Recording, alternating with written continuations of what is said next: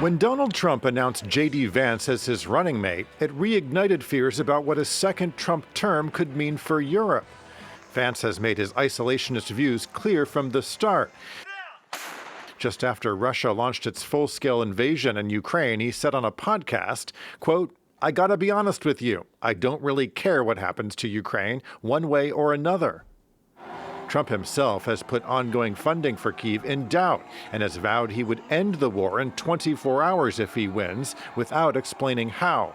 He's also said he would not come to the defense of a NATO ally that was under attack by Russia if that member wasn't paying a sufficient amount on its own defense.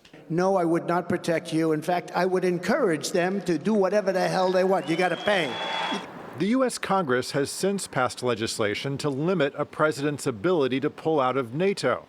But with the exception of Hungary's Trump-friendly Viktor Orban, EU leaders have spent months increasingly concerned about what a Trump-Vance administration could mean for Europe's overall security.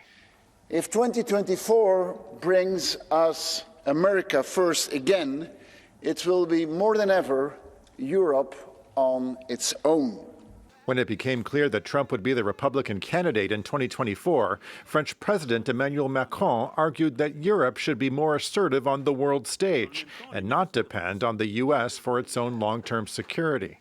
Will the U.S. administration remain the same?